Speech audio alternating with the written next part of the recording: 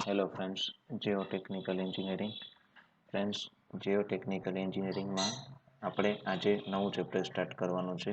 તેનું નામ છે shear strength of soil. Last લેક્ચરમાં આપણે કયું ચેપ્ટર કમ્પ્લીટ કર્યું હતું? તો કે સ્ટ્રેસ ડિસ્ટ્રીબ્યુશન ઓફ સોઇલ. જો તમને એમાં કોઈ પણ ક્વેરી અથવા તો ડાઉટ જેવું લાગે તો તમે મને પૂછી શકો છો. તો ચાલો આજે નવું ચેપ્ટરની શરૂઆત કરીએ. ફર્સ્ટ આપણો ટોપિક છે સમ ડેફિનેશન્સ, એટલે કે અમુક ડેફિનેશન જે છે એ 3 માર્ક્સમાં અથવા તો તમને 2 માર્ક્સની અંદર પૂછાઈ શકે છે. ફર્સ્ટ છે cohesion. The attraction between the molecules of the same material, it means soil, is called cohesion. એક સરખા મોલિક્યુલ્સ આવેલા હોય, મોલિક્યુલ્સ એટલે શું થાય? અણુભાર. અણુઓ થાય તો કે જે અટ્રેક્શન જોવા મળે, અટ્રેક્શન એટલે એકબીજા વચ્ચે આકર્ષણ હોય. તો કે મોલેક્યુલ્સ વચ્ચે અટ્રેક્શન એકબીજા વચ્ચે સરખું હોય તો એને શું કહેવાય? Cohesion. Due to cohesion, the soil particles adhere to each other. કોહેઝનના લીધે જે સોઇલ પાર્ટિકલ્સ હોય, એટલે કે જે માટીના કણો હોય, એ કેવા હોય છે? એકબીજાની એકદમ નજીક હોય છે. Dry sand is cohesionless. સૂકી રેતી હશે તો એ કેવું હશે? અશક્ત માટી હશે, એટલે કેવું કહેવાય કે કોહેઝન લેસ હશે. Addition of water in the dry sand induce a little cohesion in it. સૂકી રેતી હશે એની અંદર આપણે પાણીનું પ્રમાણ જો એડ કરશું તો એનાથી થોડું એવું આપણે કોહેઝન જણાશે. A fully saturated sand is also cohesion less. એટલે ફૂલી સેચ્યુરેટેડ સેન્ડ હશે એ પણ કોઈ કેવું હશે? તો કે કોહેઝન લેસ હશે.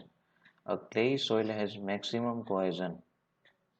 ક્લેઈ સોઇલ હશે એટલે કે જે કપાસી માટી કહેવાય તે, એમાં કેવું હોય છે કોહેઝન? તો કે વધારે પડતું હોય છે, એટલે કે મેક્સિમમ. એ તમને એક્ઝામની અંદર 3 માર્ક્સમાં અથવા તો 2 માર્ક્સની અંદર કોહેઝનનું પૂછાય તો તમારે શું કરવાનું? તો કે ફર્સ્ટ આપણે એની ડેફિનેશન લખવાની. ડેફિનેશન કેવી છે? તો કે એકદમ ઇઝી છે. જે મોલેક્યુલ્સ હોય એ બધાનું એટ્રેક્શન કેવું હોય છે? તો કે સરખું થાય છે, એટલે કે એનું મટીરિયલ સોઇલ એને શું કહેવાય? તો કે કોહેઝન કહેવામાં આવે છે. કે જે સોઇલ હશે એના જે મોલેક્યુલ્સ હશે એ વચ્ચેનું બધાનું અટ્રેક્શન કેવું હોય? સરખું હોય, સેમ. એને કહેવાય કોહેઝન. પછી આપણે કહેવાનું કે ડ્રાય સેન્ડ હશે તો કોહેઝન લેસ હોય છે. પછી ડ્રાય સેન્ડની અંદર આપણે થોડુંક પાણીનું પ્રમાણ એડ કરીશું તો શું થાય? તો કે લિટલ એવું કોહેઝન જોવા મળે છે. અને પછી બીજું વધારામાં તો કે ફૂલી સેચ્યુરેટેડ સેન્ડ હોય એ પણ કોહેઝન લેસ જ હશે. બટ જે કાળી કપાસી માટી આવે છે તેમાં કોહેઝન કેવું હોય છે? મેક્સિમમ. તો આટલું તમે લખો તો તમને ઇઝીલી 3 માર્ક્સમાં મળી જાય. બટ જો તમને ખાલી 2 માર્ક્સમાં ક્વેશ્ચન આ પૂછવામાં આવે કે કોહેઝન ડિફાઇન કરવાનું કહી તો તમારે ખાલી આની ડેફિનેશન જ લખવાની છે, વધારાનું કોઈ પણ વસ્તુ લખવાની થતી નથી. પછી નેક્સ્ટ પોઈન્ટ છે તેમાં the cohesion of soil depends upon. Cohesion જે છે એ શેના ઉપર આધારિત છે?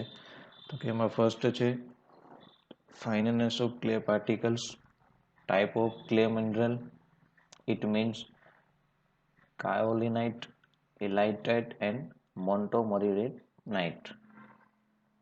Amount of clay, water content of soil.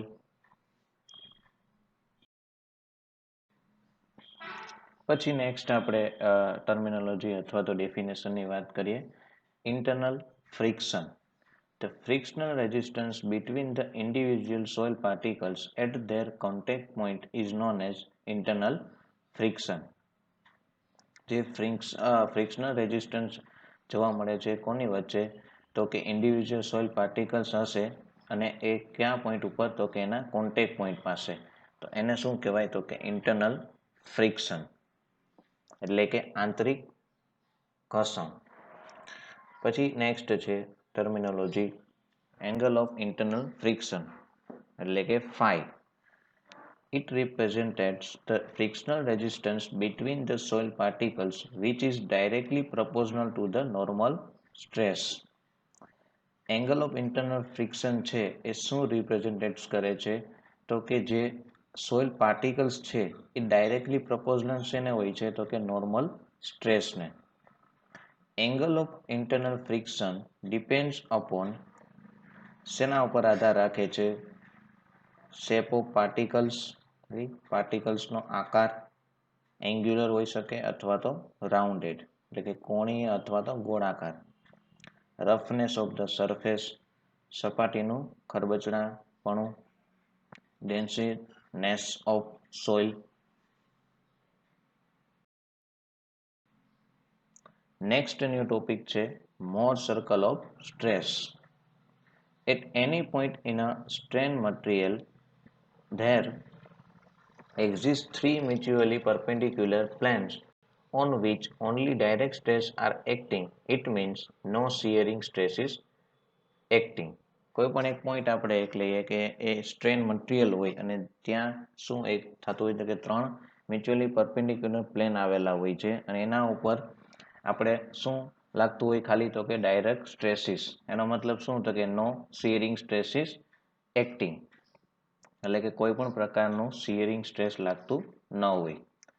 This are known as principal plane અને એને શું ઓળખવામાં આવે છે અથવા તો એને પ્રિન્સિપાલ પ્લેન તરીકે ઓળખે છે અથવા તો કહેવામાં આવે છે.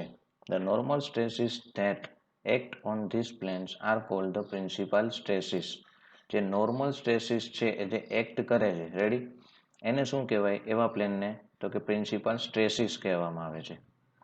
જે પોઈન્ટ પાસે નો શિયરિંગ સ્ટ્રેસ એક્ટિંગ હશે એને શું કહેવાય? Principal plane. જે પોઈન્ટ પાસે નોર્મલ સ્ટ્રેસીસ એક્ટિંગ થશે એવા પ્લેનને શું કહેવાય? Principal stresses. આ બે ડેફિનેશન ખાસ યાદ રાખજો. જે પોઈન્ટ પાસે આપણે શું હોય તો કે નો શિયરિંગ એક્ટિંગ હશે તો એને શું કહેવાય? Principal plane. But the normal stresses ની વાત આવશે કે normal stresses that acts on that planes are called principal stresses. એટલે તમને એક્ઝામમાં 2 માર્કમાં આ રીતનો પણ ક્વેશ્ચન પૂછી શકે કે પ્રિન્સિપલ સ્ટ્રેસ એટલે શું? તો તમે આપણે આ જે મોર સર્કલ ઓફ સ્ટ્રેસ નામનો ટોપિક છે એની અંદર ડેફિનેશન છે રેડી. સપોઝ કે આપણને પેપરની અંદર એક્ઝામમાં પૂછાય કે પ્રિન્સિપાલ પ્લેન કોને કહેવાય તો કે જે પોઈન્ટ પાસે નો શિયરિંગ સ્ટ્રેસીસ એક્ટિંગ થતા હોય એને શું કહેવાય તો કે પ્રિન્સિપાલ પ્લેન કહેવાય. બટ જે પોઈન્ટ પાસે નોર્મલ સ્ટ્રેસીસ એક્ટ થતા હોય એને શું કહેવાય? Principal stresses. સમજાય છે બંને definition? The largest of this is called the major principal stress sigma 1. જે મોટામાં મોટું હશે લાર્જેસ્ટ એને શું કહેવાય? મેજર પ્રિન્સિપાલ સ્ટ્રેસ સિગ્મા 1 વડે દર્શાવાય છે. The smallest the minor principal stress is sigma 3 અને જે નાનામાં નાનું હશે એને શું કહેવાય? Minor principal stress sigma 3 and the third one is called the intermediate principal stress sigma 2. એટલે આપણે એવી રીતે યાદ રાખી શકીએ કે સપોઝ કે આપણે 1 2 અને 3 લઈએ રેડી તો ફર્સ્ટ હોય એને આપણે શું કહીએ તો કે મેજર કહીએ. પછી જે લાસ્ટ હશે થર્ડ થર્ડ એટલે શું થાય તો કે માઇનર પ્રિન્સિપાલ સ્ટ્રેસ થાય. તો જેને વચ્ચેનું કયું આવ્યું તો કે બીજું થયું એટલે એને વચ્ચેનું કહેવાય. તો વચ્ચેનું એટલે શું થાય? ઇન્ટરમીડિયેટ પ્રિન્સિપાલ સ્ટ્રેસ થશે. તો આ રીતે તમે યાદ રાખી શકો કે જે આપણે ફર્સ્ટ લાર્જેસ્ટ હશે જે એને કહેવાય મેજર પ્રિન્સિપાલ સ્ટ્રેસ. સ્મોલેસ્ટ હશે એને કહેવાય માઇનર પ્રિન્સિપાલ સ્ટ્રેસ સિગ્મા 3 અને જે વચ્ચેનું આવશે એને શું કહેવાય? Intermediate principal stress sigma 2. The corresponding planes are respectively designed as the major principal plane, minor principal plane and intermediate principal plane. કેવી રીતે એને ડિઝાઇન કરેલા હોય છે તો કે major principal plane, minor principal plane and intermediate principal તરીકે કરેલું હોય છે. પછી નેક્સ્ટ સ્લાઇડમાં આપણે ફિગર જોવાની છે એની વાત છે કે ફિગર જે shows an element within the stress soil mass in a two-dimensional stress system. આપણે જોઈએ નેક્સ્ટ સ્લાઇડમાં ફિગર. શેની ફિગર છે કે 2 ડાયમેન્શનલ બધા હોય. જે ફિગર એ છે એ શેની છે? 2 dimensional stress system on a element. કઈ ફિગરની વાત થાય છે? હા ફિગર રેડી કેવી છે? 2 ડાયમેન્શનલ સ્ટ્રેસ લાગે છે એના ઉપર. પછી ફિગર બી શું છે, element at a equilibrium. Equilibrium હશે તો આ રીતનું એનું જોવા મળશે સ્ટ્રક્ચર. અને Mohr diagram for a state of stress at a point, figure C.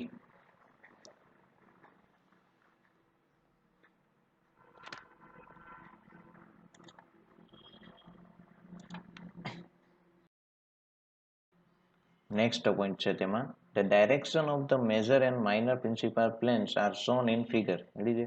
Direction બંનેની જોવા મળે છે કે મેજર કયું હોય, માઇનર કયું હોય. આપણને ખબર જ છે કે જે સિગ્મા 1 હશે એ મેજર હશે, સિગ્મા 3 હશે એ શું હોય, માઇનર પ્રિન્સિપલ પ્લેન. રેડી. આગળ મેં તમને એના વિશે સમજાવી દીધું છે. The major principal plane is horizontal while the minor principal plane is vertical. Major એટલે શું થાય તો કે મગજમાં સીધું આવી જાય કે સિગ્મા 1, તો સિગ્મા 1 હશે કેવું હશે, આડું, એટલે કે ક્ષૈતિજ, હોરિઝોન્ટલ હશે. જ્યારે માઇનર પ્રિન્સિપલ પ્લેનની વાત આવશે એટલે આપણા માઇન્ડમાં કયું આવશે તો કે સિગ્મા 3, એ કેવું હોય છે, વર્ટિકલ, એટલે કે ઊભું, એ ડાયરેક્શનમાં હોય છે. Next point, if sigma 1 and sigma 3 are known, the normal stress sigma and the shear stress tau on any plane AB inclined at an angle alpha to the direction of major principal plane are given by, કે sigma 1 ને sigma 3 જો આપણે normal stress તરીકે હોય અને shear stress જે tau છે એ કોઈ પણ પોઈન્ટ AB ઉપર ઇન્ક્લાઇન એક એંગલ બનાવતો હોય આલ્ફા જેટલો, તો એની ડાયરેક્શન શું મળશે આપણને તો કે સિગ્મા ઇઝ ઇક્વલ ટુ આપણે શું કહેવાનું, sigma 1 plus sigma 3 divide by 2 plus sigma 1 minus sigma 3 divide by 2 cos 2 alpha. તો ટાઉ બરાબર શું મળશે આપણને, sigma 1 minus sigma 3 divide by 2 sine 2 alpha. Therefore, sigma r is equal to under રૂટમાં sigma square plus tau square. પછી next જે figure આપણે B હતી એ શું શો કરે છે તો કે figure B shows the element at equilibrium along with the stresses and their notations. Mohr 1887 demonstrated that this equation lead themselves to graphical representation. જે આપણે લાસ્ટ ફિગર સી જોઈ હતી, મોર્સ નામના જે ભાઈ આપી હતી 1887 ની અંદર, એ ગ્રાફિકલ રિપ્રેઝેન્ટેટ્સ કરેલું હતું. નેક્સ્ટ પોઈન્ટ છે એમાં, in figure C the point A is a unique point which is known as the pole P or the origin of a planes. એટલે કે ફિગર સી ની અંદરની સમજૂતી આપણે જોઈએ તો શું હતું તો કે OB is equal to sigma 1, એટલે શું થાય, મેજર પ્રિન્સિપલ સ્ટ્રેસ, આગળ જણાવ્યું તેમ. પછી ઓ એ પોઈન્ટ એટલે શું થાય તો કે sigma 3 is equal to minor principal stress. OD is equal to sigma R is equal to resultant stress on incline plane AB. OE is equal to sigma is equal to normal stress on incline plane AB.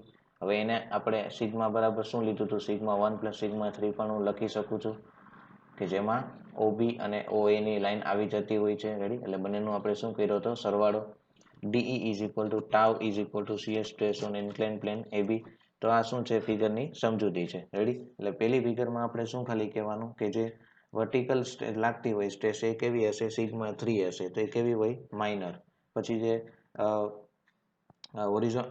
Horizontal લાગતી હશે, sorry, જે sigma 3 છે એને આપણે શું vertical horizontal લાગે છે એટલે એને શું કહેવાય, માઇનર. પછી સિગ્મા 1 છે એ વર્ટિકલી લાગે છે તો એને કહેવાય મેજર સ્ટ્રેસ. પછી એમાં આપણે ડિનોટ શું કર્યું હતું તો કે સિગ્મા 1 હોય એને કેવી કહેવાય, મેજર સ્ટ્રેસ કહેવાય, જ્યારે સિગ્મા 3 એને કેવી કહેવાય, માઇનર. રેડી. ફિગર 3 ની અંદર શું જોઈએ આપણે પોઈન્ટ જોવા મળે છે કે જે ઓબી છે એને કેવું કીધું છે, ઓબી એટલે આપણું સિગ્મા 1, તો સિગ્મા 1 આવે એટલે મગજમાં સીધું આવી જાય કે મેજર પ્રિન્સિપલ સ્ટ્રેસ એને કહેવાય. પછી ઓએ પોઈન્ટ વાત આવે, ઓએ પોઈન્ટ એટલે શું થાય તો કે સિગ્મા 3, તો સિગ્મા 3 એટલે શું થાય, માઇનર પ્રિન્સિપલ સ્ટ્રેસ. પછી સિગ્મા આર, તો આર એટલે રિઝલ્ટન્ટ થાય. રેડી. જે એંગલ મળતો હોય તે. અને ઓઈ એટલે થાય નોર્મલ સ્ટ્રેસ, કે જ્યાં ઓએ અને ઓબી નો સમાવેશ થતો હોય, એટલે કે સિગ્મા 1 પ્લસ સિગ્મા 3 હોય. લાસ્ટમાં છે ડીઈ એટલે કે tau, shear stress on incline plane AB. એક ક્વેશ્ચન તમને પૂછું છું, સિગ્મા 2 એટલે શું થાય, યાદ છે કોઈને? સિગ્મા 2 એટલે થશે intermediate principal stress. Ready. Next new topic છે મોર સ્ટ્રેન્થ થિયરી. એક્ઝામમાં 2 વાર પૂછાયેલો છે, 2 થી 3 વખત, એટલે આઈએમપી છે. મોહર 1900 failure theory is based on the hypothesis that material fails when the shear stress tau f on the failure plane at failure reach a value which is a unique function of the normal stress sigma on that plane. મોર નામના જે 19મી સદીમાં શું એવું સાબિત કર્યું હતું કે failure theory જે હતી એ શેના ઉપર બેઝ હતી? હાઇપોસ્ટેસિસ ઉપર, કે જે મટીરિયલ ફેલ્સ થતું હતું ક્યારે? કે જ્યારે શિયર સ્ટ્રેસ ટાઉ એફ છે એ ફેલિયર પ્લેન ઉપર ફેલિયરના પોઈન્ટ પાસે પહોંચે ત્યારે જે વેલ્યુ હશે એ કેવું હોય? યુનિક ફંક્શન એક આપણને મળતું હતું નોર્મલ સ્ટ્રેસ માટેનું. શું વેલ્યુ મળતી? તો કે tau F is equal to f sigma. Since the shear stress on the failure plane at failure is defined as the shear stress, the above equation can be written as જે આપણે shear stress failure થતું plane ઉપર એને define કેવી રીતે કરેલું હતું? તો કે એનું ઇક્વેશન એક મળેલું હતું S is equal to F into sigma. We know that shear stress may be expressed as tau is equal to sigma tan beta on any plane where beta is the angle of obliquity. આપણે બધા જાણીએ છીએ કે tau બરાબર શું થાય? Sigma into ten beta થાય કોઈ પણ પ્લેન ઉપર. તો બીટા છે એ શું કહેવાશે? તો કે angle of obliquity. If the angle of obliquity is the maximum or has the limiting value of phi, the shear stress is also at its limiting value and it is called shear strength.